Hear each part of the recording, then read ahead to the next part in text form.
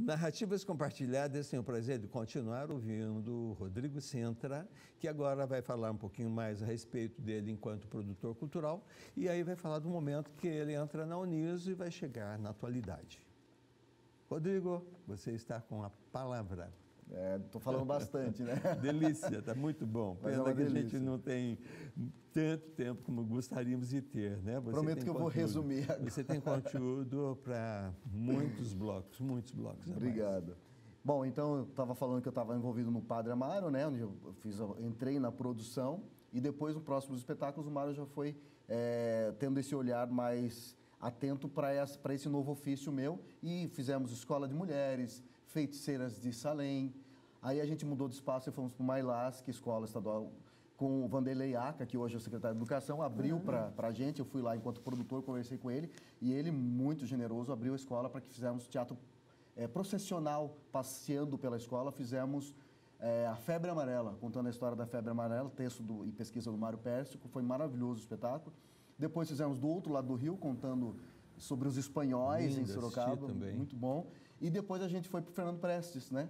Que a gente fez daí o Conselho dos Mortos. Que eu assisti e foi o último espetáculo que eu fiz com a Cia Clássica. Mas nesse caminho, eu conheci muita gente na Grande Otelo, na Oficina Cultural Regional Grande Otelo, ali no Fórum Velho, que infelizmente hoje também só está com o prédio ali esperando essa reforma através do Estado que não sai.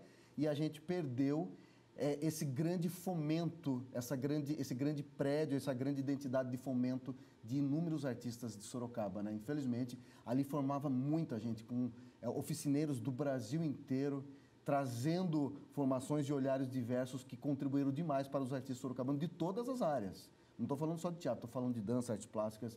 E, infelizmente, né? Inclusive o Mantovani, que trabalhava ali, era o grande fomentador ali, né? Que fazia toda a logística. Enfim, conhecendo muitas pessoas ali na Grande Otelo, amizades vão, amizades vêm, e eu me reencontrei com um grande amigo, que hoje é o Ricardo De Vito, que fez Getúlio também. E o Ricardo, ele não fazia teatro, ele foi entrar muito tempo depois. Eu já era, entre aspas, conhecidinho no meio artístico, né, famosinho, e todo mundo sabia quem eu era, mas eu não sabia muito bem quem eram as pessoas. E eu encontrei com o Ricardo e falei, que legal, te vi aqui, você está fazendo teatro, tal, e a gente foi se comunicando. E o Ricardo tinha começado a fazer Uniso, aqui onde estamos, né? Sim. Acho que era a segunda ou terceira turma, acho que terceira turma do curso de Teatro, Arte e Educação da Uniso. O José Simões era o coordenador na época.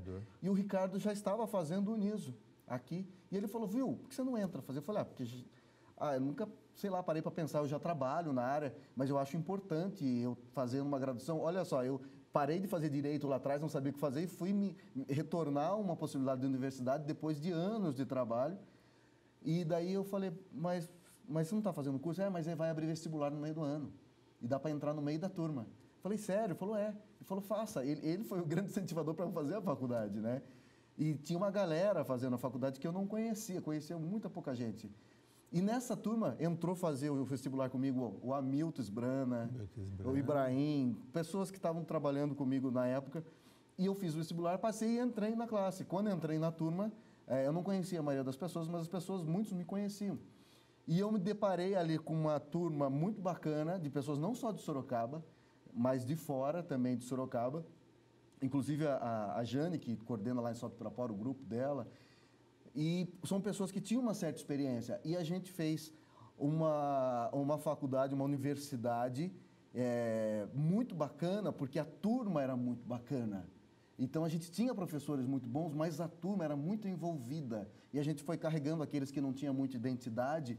E ali a gente ia produzindo muitas coisas bacanas que a gente transformou essa Unísio numa grande balbúrdia boa, que a gente, inclusive, incomodou muitos cursos aqui, viu? Inclusive com a Ingrid. Com a Ingrid Kudela. Ingrid Dormiano Kudela, Mas eu lembro muito bem que a gente causou uma balbúrdia, porque a gente produzia grandes coisas aqui, que a gente mexia com todos os cursos, falava, lá vem o turma da bagunça de novo, aqui na Unísio.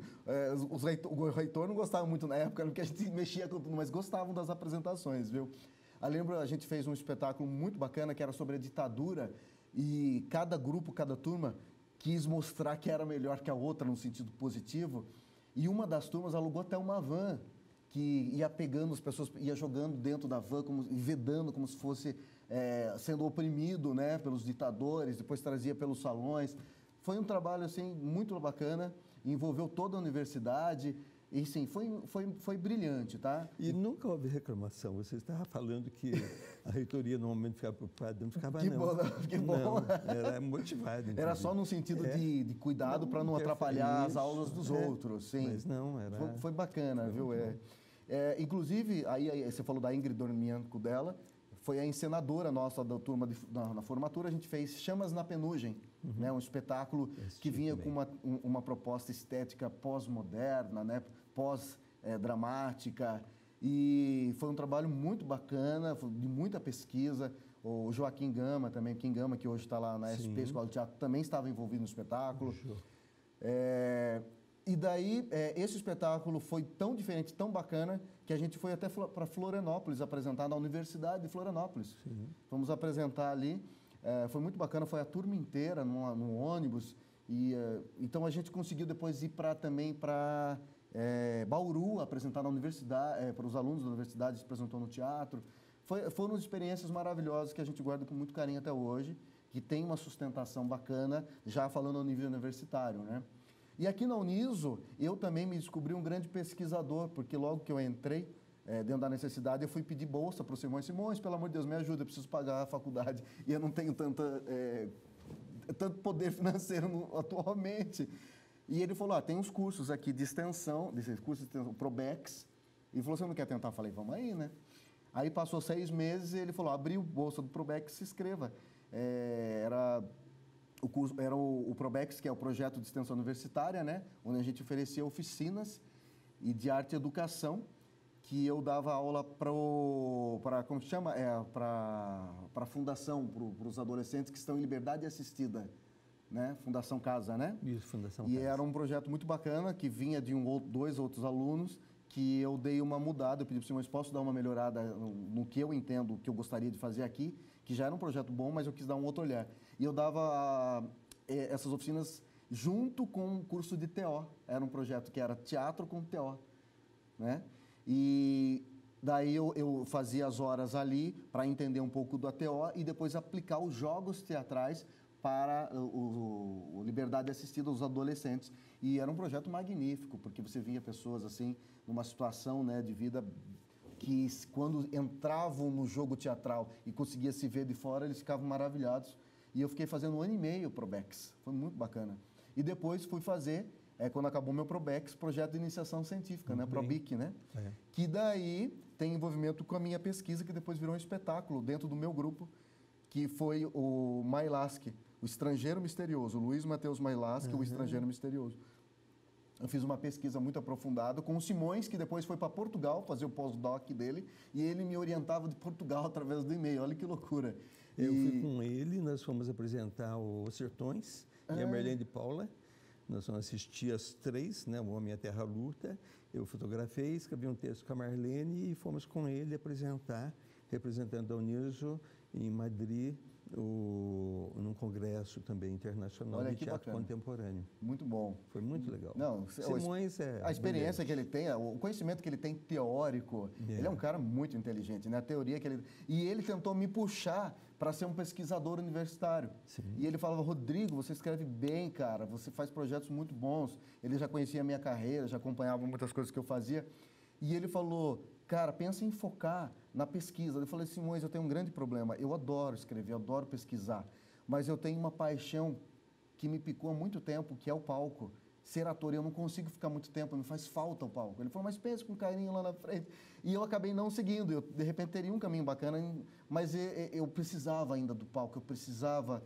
E nesse entremeio, aqui na Uniso, com toda essa sustentação teórica, eu acabei virando diretor. Onde eu fundei o meu grupo, que é o Barracão da Avó. Isso foi em 2006, eu fundei meu grupo Barracão da Avó, pesquisando o universo marginal, que foi Plínio Marcos. E a gente estreou com Navalha na Carne, primeiro espetáculo, foi um projeto maravilhoso. Eu morava em São Paulo na época, porque eu fiz uma oficina na Grande Otelo com o Fernando Faria. E era uma oficina de direção teatral. E o Fernando, vendo o meu processo, ele falou, cara, gostei muito do seu trabalho, você é um cara que tem um futuro, eu quero te levar para São Paulo no meu grupo. Você topa? Eu falei, para já. O Fernando Faria, na época, não sei se até hoje, era o único mestrado que trabalhava com o... Meu Deus, eu esqueci o nome agora, caramba, fugiu. Mas enfim, já, a hora que vier eu já venho aqui. Isso, o mestrado onde? Não, ele já estava formado no mestrado, só que ele desenvolvia um trabalho muito bacana em São Paulo com um grupo dele. Entendi. Então, no mestrado, com o mestrado dele... Não, ele já tinha formado o mestrado, mas ele tinha um trabalho de pesquisa que era muito diferente em São Paulo, que só ele levava. Né? E a gente trabalhou ali com ele durante um ano, né? E fazendo teatro simbolista, com Materlink. E sim, foi um processo maravilhoso. A gente trabalhou no Casarão do Belvedere, apresentamos o espetáculo no Casarão do Belvedere, meia-noite. E era um projeto muito bacana. Fiquei um ano trabalhando com ele em São Paulo e depois eu voltei para Sorocaba, né? Mas daí depois que eu fui criar o meu grupo de teatro, em 2006, o Barracão da Vó, onde a gente estreou com o Plínio Marcos. E é que eu tinha esquecido de falar desse lance de São Paulo, voltei, não aguentei aquela loucura de São Paulo, aquele trânsito. Eu demorava 2 horas para chegar para ensaiar, atravessava São Paulo inteira, uma loucura, né? Mas foi uma experiência maravilhosa. Aí eu voltei para cá para fazer a universidade, onde eu contei aqui todo o processo, e daí eu comecei a me envolver diretamente só com o meu grupo. E aí eu virei realmente um produtor, porque eu tinha que escrever os meus projetos nas leis de incentivo, onde fez o Estrangeiro Misterioso, o primeiro espetáculo, uma lei de incentivo pelo Barracão, que foi um espetáculo pós-dramático que a gente fez na estação da Sorocabana. Foi inaugurada na época, a gente inaugurou uma sala de teatro, sabe? Você chegou a conhecer a sala Estação? Que hoje também não existe mais. Uma pena. A gente estreou o espetáculo lá, foi um espetáculo de muito sucesso.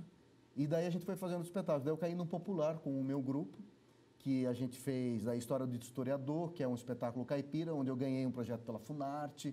A gente viajou o Brasil inteiro pela Paulistânia Caipira, Goiás, Minas Gerais, Paraná, apresentando esse espetáculo também. A Funarte, na época, que tinha incentivo à cultura, que hoje a gente não tem mais nada de incentivo, infelizmente, no governo federal. Vamos torcer para voltar esse incentivo um dia.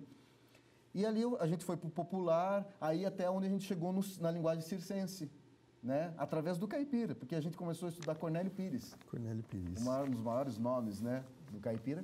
E dentro do Cornélio Pires tinha um conto que falava sobre a história do circo no Brasil. E quando a gente começou a pesquisar, eu escrevi um projeto no PROAC, Programa de Ação Cultural do Estado de São Paulo. Nós fomos... a gente foi premiado com o PROAC e a gente para construir o espetáculo. E quando a gente se emergiu ali naquela situação, né, de, olha, estamos aqui no PROAC, ganhamos, e aí? Vamos pesquisar, beleza. Daí, quando nós começou a ficar tão denso que o conto principal era sobre um circo, que a gente falou, vamos ter que fazer um circo de verdade.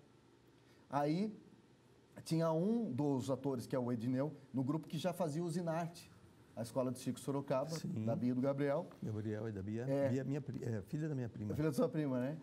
Eu já conhecia a Bia porque tem uma época na minha vida que eu dancei na Academia de Dança Isadora Duncan, da Tia Doris. Que delícia. Eu fiquei 2 anos dançando com a Tia Doris. Fiz balé clássico, contemporâneo, sapateado.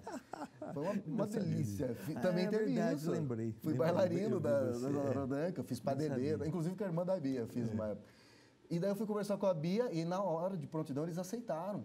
O início do trabalho é uma coisa muito louca, como o teatro e a pesquisa vai puxando, porque eu amo pesquisa, porque a pesquisa te leva para lugares que no momento você jamais iria considerar como opção dentro da sua estética artística. Sim. Mas a imersão ali no projeto e nas pesquisas te leva a lugares e fala, cara, que maravilha que a pesquisa faz com a gente, né? E daí eu falei, Bia, vamos lá, eu queria convidar você para fazer um número no espetáculo e você oferecer a Usinarte para nós ensaiarmos a parte circense, porque a gente gostaria de fazer uns dos números. Beleza. Só que a coisa foi tomando um corpo tão grande, Roberto, que chegou um momento e falou, vamos ter que fazer um circo de verdade. Aí eu falei, Bia, não vai ter que ser só você, vai ter que ser você, o Gabriel e alguns artistas que você achar legal para fazer os números de verdade. E o que aconteceu? A gente ficou com a parte teatral e eu convidei a Usinarte para fazer os números de circo de verdade.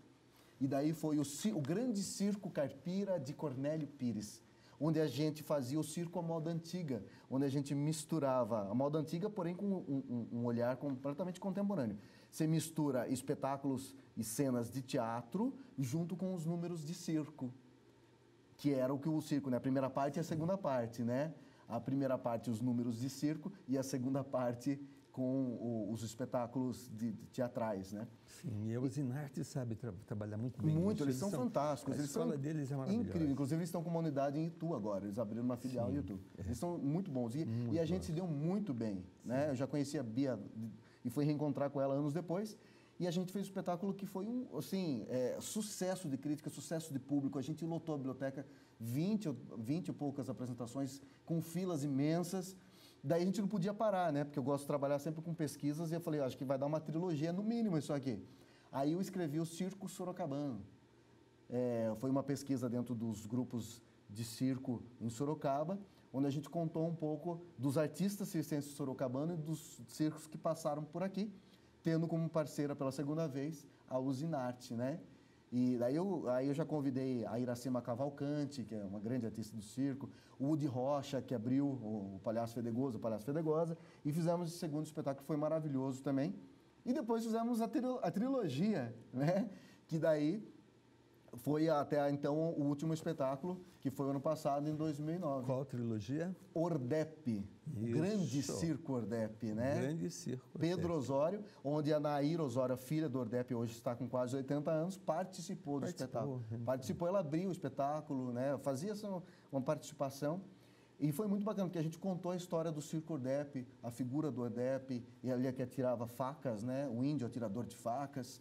E dentro desse universo surgiu uma outra coisa na minha vida, né? Que eu casei e virei pai. A família que eu amo demais, o meu filho lindo, Conrado, que virou artista também. Sim. E eu falo para todo mundo, não é de brincadeira, eu não forço ele a ser nada.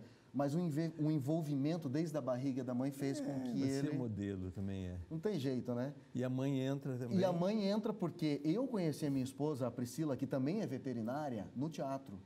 Você falou do Fernando Prestes, fazendo o Concílio dos Mortos, a Priscila era aluna da Fundec, do curso que o Mário leva lá na Fundec. Sim. Ela era aluna e o Mário sempre convidou alunos para fazer elenco de apoio ou para fazer participações. E a Priscila veio ao convite do Mário a integrar o elenco. E foi quando eu conheci a Priscila no Concílio dos Mortos, em 2009. Há mais de 10 anos já junto com ela, porque a gente se conheceu ali, a gente foi se envolvendo. A amizade nossa foi virando um grande amor. E aí, quando eu estava no barracão, no grupo já, eu convidei ela também para integrar o elenco, né? E não porque ela era minha esposa, muito pelo contrário, porque eu sempre fui muito democrático no barracão. Eu virei para todos os atores e falei, a gente está precisando de mais uma peça fundamental aqui. Quem vocês indicam? E todo mundo conhecia o trabalho dela e convidou, falou assim, a Priscila acho que seria um nome, a gente precisava de uma mulher para integrar. E ela fazia a Tataraneta, que era um personagem fictício do Mailasque. E ela veio integrar o elenco. E ela trabalha com veterinária também. Trabalha com veterinária, a profissão dela também. E até ela reclama muito comigo, ela fala assim, você, por eu ser a sua esposa, você pega muito no meu pé como diretor, mais do que os outros. Eu falei, claro, né? Eu tenho que pegar mais no seu pé, para eles não falarem que eu estou te favorecendo. E eu pego mesmo, pesado. Né? Ela fala, você é injusto, porque eu sou esposa, você pega demais. Eu falei, mas eu já avisei você, por ser minha esposa, ia ser mais difícil. Barato, né? E daí o meu filho começou a se envolver na parte circense. E ele queria se envolver ali, fez o primeiro espetáculo com a gente, foi uma performance na Festa Junina de Sorocaba, onde fazia os personagens caipiras. E ele junto com a gente fazia, brincando como se fosse um filho, às vezes dela, ou um personagem comigo. E daí no circo ele se envolveu muito profundamente, que ele se apaixonou. Ele fazia a claque, ele fazia a bateria dos números de palhaço, a gente fazia o palhaço, eu e Ivone Dineu, e ele fazia a claque do palhaço. E ele começou a fazer Usinarte. Com certeza. Aí ele se apaixonou. Daí ele virou trapezista, Roberto. Olha. Aí no segundo espetáculo, que foi o Circo Sorocabano, ele apresentou já trapézio. Acho que com 5 anos ele fez o número de trapézio junto com o André, outro trapezista. Então ele teve nas apresentações já como... Eu acho que Sim. Sim. Assistindo, então... Eu com nem sabia certeza. que ele se apresentou. E no último espetáculo agora ele trabalhou como ator. Inclusive em Votorantim, né? Em Votorantim também, apresentou no Votorantim. Aí ele se apresentou como... nesse espetáculo como ator, isso. Ele fez uma comédia, a parte do Agência Marinelli, que era o carro-chefe do Ordep. E depois disso tudo, eu fui fazer uma especialização em produção, porque como eu sou apaixonado por produção, eu fiz uma especialização em gestão cultural, né?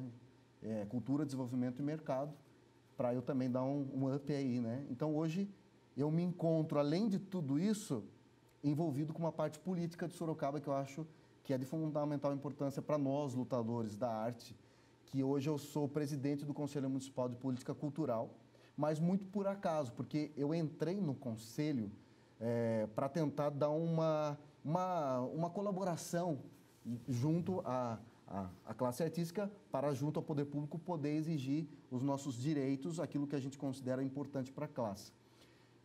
Foi um processo eletivo, hoje é legal frisar, um dos maiores que esse conselho já teve, porque a gente fez no Max ali, né, no museu, que estava lotado de gente.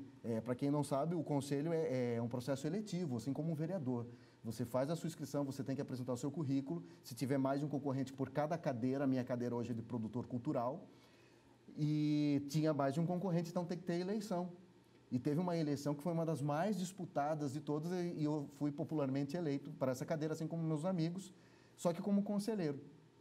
Na época da gestão do ex-secretário, passou uns 3 meses e ele falou assim para todo mundo, eu não quero, porque a nossa lei fala que o presidente é o secretário ou alguém por ele indicado.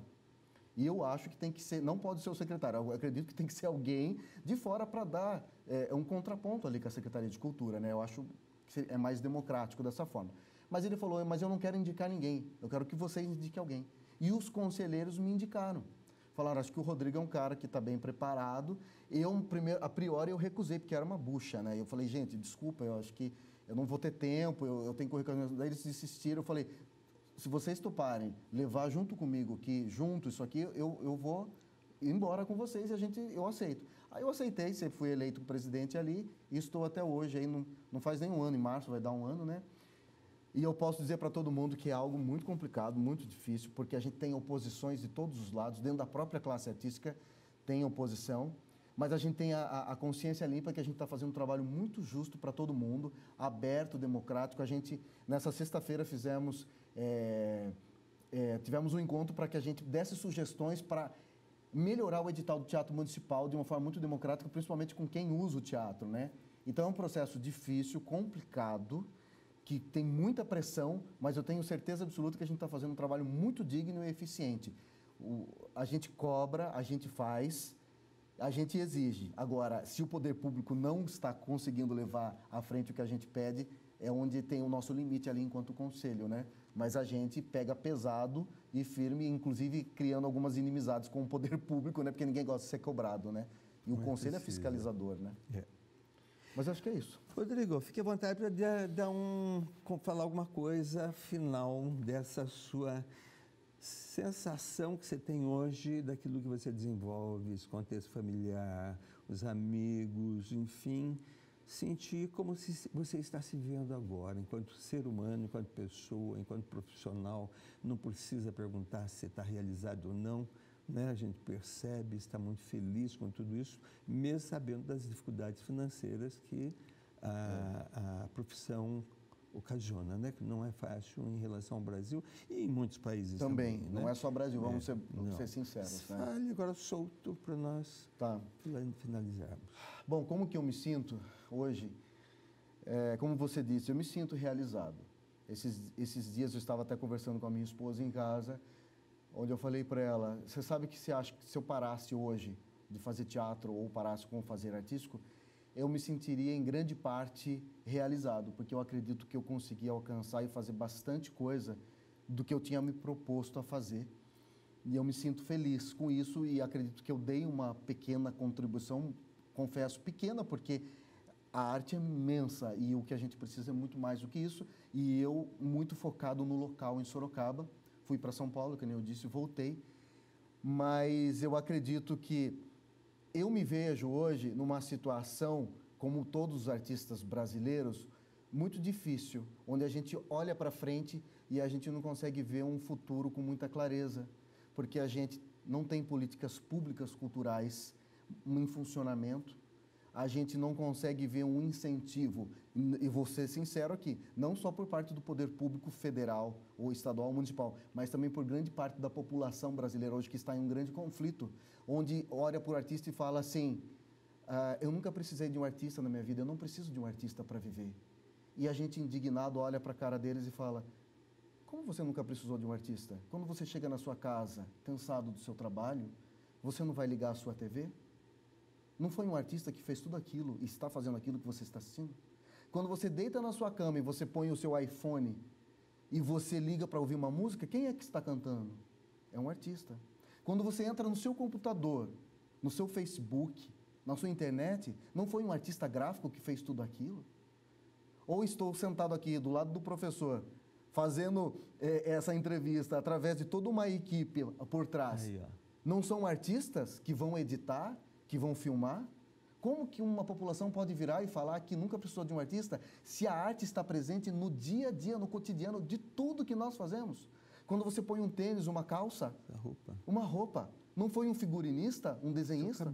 O meu cabelo. Quando você anda no seu carro, não foi um desenhista que projetou aquele carro, um grande artista? Um vaso. Um vaso. Aí você fala, gente, que ignorância, que momento, com perdão da palavra, mas que momento de ignorância que a população brasileira está vivendo. Quando ela quer ofender uma classe artística por ideais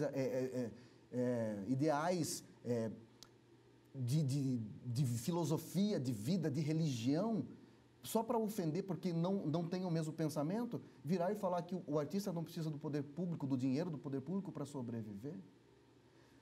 A gente vive um momento muito complicado, Roberto, onde você tem que provar o óbvio para que a população se enxergue, olhe no espelho e fale, nossa, eu estou falando uma grande besteira. Eu tenho certeza que esse momento vai passar.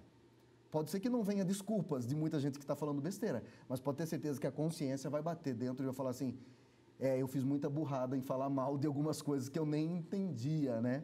Porque você falar que um artista não precisa de um poder público e não tem que incentivar a arte, se está na Constituição Federal de 1988, que o governo tem a obrigação de criar condições e incentivo para a arte, para os artistas, né? Porque a arte, se você for ver em muitos países da Europa, ela faz parte da tríade principal, junto com a educação, junto com a saúde. Por isso que são países evoluídos, né? Então, como é que a gente pode pensar num Brasil, um futuro, sem a arte? Porque a educação faz parte da arte, assim como a arte faz parte da educação, né? É um envolvimento ali de caminho duplo, um viés que não tem como, né? Então, assim, eu vejo um momento muito conturbado, muito difícil, muito complicado, para que a gente consiga sobreviver. E eu olho para frente e eu falo, o que será da arte no Brasil? Não sei, essa é a minha resposta. Então, eu estou muito preocupado, muito triste com o que está acontecendo com o nosso Brasil, e eu só peço para que isso passe o mais rápido possível, para que os artistas voltem a ter o seu lugar de protagonismo e sejam reconhecidos como sempre foram grandes artistas brasileiros, que influenciaram e influenciam até hoje a vida de milhares de pessoas no seu dia a dia. Sim. Mas eu acho que é um desabafo, mas é um desabafo para que as pessoas falem, mas um mimimi. Não, não é. É porque a gente que é artista e que vive o dia a dia, é isso que a gente está passando hoje. Uma dificuldade imensa de sobrevivência, porque as pessoas não entendem que existe todo um signo e uma simbologia através de um comentário numa internet, um comentário errôneo, que às vezes é proposital para atingir uma massa que atinge. E essa massa começa a difundir pensamentos que fecham portas e dificultam o trabalho das pessoas que querem trabalhar de forma correta, de forma honesta, que nem a gente faz. Mas, fora tudo isso, eu sou muito feliz, principalmente por estar aqui ao seu lado, agradecendo imensamente por você fazer parte da minha vida, tanto profissional, no incentivo artístico e principalmente educacional. Se hoje eu tenho um pequeno conhecimento no português, e não posso falar, Roberto, olhando seus olhos de verdade, fundo do coração, todos os meus amigos que eu converso até hoje do Getúlio, todos eles têm um carinho imenso por você. Quando eu falo do professor Roberto, eles enchem de orgulho, batem no peito e falam, foi um dos melhores professores que eu tive na minha vida. E é verdade, é de coração. Muito obrigado por você ser esse professor, esse incentivador e essa figura maravilhosa que está me trazendo hoje, dando a oportunidade para que as pessoas me conheçam e saibam que eu existo e estou aqui lutando pela arte. Obrigado de coração, você eternamente está marcado na minha vida e no coração de muita gente. Obrigado. Rodrigo, sou eu que agradeço, tá? Muito obrigado por você ter escolhido continuar em Sorocaba. Obrigado por você ter sido meu aluno. Eu lembro de você lá, garotinho, com toda a paixão, você continua com a mesma paixão, entende? Tudo que você tem ainda, eu sei quanta coisa você tem a dizer. Quer dizer, quantos anos você tem agora? 41. 41. Muitos que tem 82 anos, que eu dobro, não fizeram 1/10 do que você já fez, tá? Obrigado por esse amor, por essa paixão. Você realmente é um grande exemplo e nós só temos a agradecer a você ter acreditado e vamos continuar acreditando, isso é muito importante, tá? Você tem aí um filho maravilhoso, uma mulher maravilhosa, você é apaixonado por tudo aquilo que você faz, então a gente tem que continuar acreditando, tá bom? Tem que continuar acreditando porque nós tivemos muitos momentos difíceis. Nós tínhamos que, na época que nós dávamos aula, tinha que interferir até nos livros que nós dávamos também, entende? Então a gente tem que acreditar que é um momento e que as coisas vão passar e vão melhorar. Vamos continuar acreditando. Obrigado por ter vindo. Tudo maravilhoso. Obrigado. Deus te abençoe, viu? Obrigado. Amém. A você também. Que Deus abençoe. Então, muito obrigado por vocês que nos acompanharam até agora. E a nossa gratidão ao Rodrigo, que veio aqui para enriquecer mais ainda Narrativas Compartilhadas, que com certeza só está trazendo coisa boa para todos nós. Muito obrigado e até a próxima. Obrigado.